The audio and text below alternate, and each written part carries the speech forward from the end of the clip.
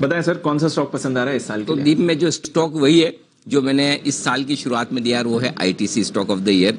मुझे लगता है ये साल, ये फाइनेंशियल ईयर आईटीसी के लिए एक गेम चेंजिंग बड़ा साल होना चाहिए।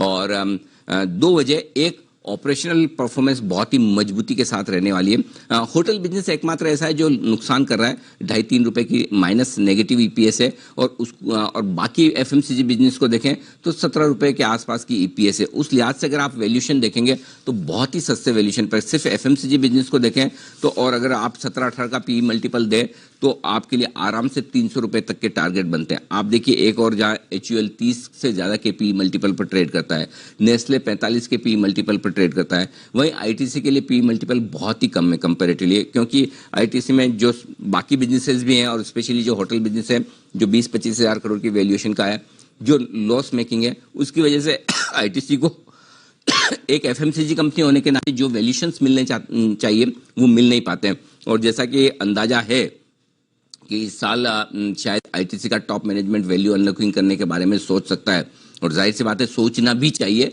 जैसा एलएनटी जैसी प्रोफेशनल कंपनी ने किया। और उसके बाद देखिए एलएनटी के सारे वर्टिकल से एक एक करके लिस्ट हुए, किस तरह की तगड़ी वैल्यूएशन, तगड़ी वैल्यू अनलॉकिंग शेयर होल्डर्स के लिए हुई, वैसी वैल्यू अनलॉकिंग आईटीसी के लिए भी हो सकती है। और वैसे भी स्टॉक की अंडर परफॉर्मेंस लंबे समय तक रही है। आपने देखा कई सारे स्टॉक्स, मसलन एचयूएल, मसलन रिलायंस, कई bluest of blue chip stock के लंबे समय तक 5-7 साल तक परफॉर्म नहीं करते हैं, फिर कोई एक साल ऐसा आता है उनके लिए जिसमें पूरा टर्न अराउंड हो जाता है। तो ये मैं कहूंगा कि जो मेरे टारगेट है 250, 275 और 300 के, ये बेहद कंजर्वेटिव टारगेट है। दीप ध्यान से सुनिएगा, बेहद कंजर्वेटिव, बेहद छोटे टारगेट है।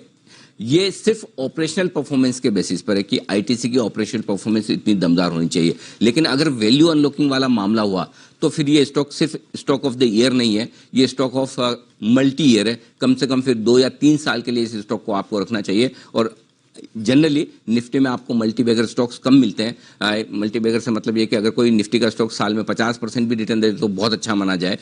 तो उस लिहाज से मुझे लगता है अगले 2-3 साल आईटीसी के लिए बड़े एक्साइटिंग हो सकते हैं।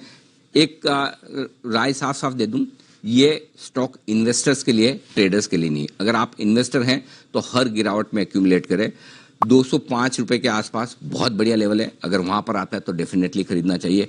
185-190 रुपए के आसपास आता तो और एक्यूमुलेट कीजिए। गलती से बाजार बहुत खराब हो जा रहा है, 170 पर आए और लीजिए। तो आपको 3-4 टुकड़ों में लेना है या फिर अगर आप 215-20 के आसपास लेते हैं तो आप ये मान के चलें कि आपको 170-75 तक की डाउनसाइड रिस्क कभी भी देखने को मिल सकती है, और वहां पे आपको डरना घबराना नहीं, और लेना है। 190 आए तो और लेना है, 205 आए तो और लेना है। उस हिसाब से आप अपने एक इसे एसआईपी वाला स्टॉक मानकर पूरे साल के लिए इन्वेस्टेड रहिए। निफ्टी से बेहतर रिटर्न देगा, इस बात का मुझे भरोसा है। ओके, तो डरना घबराना नहीं है, आईटीसी पर हर डिप पर खरीदारी करनी है।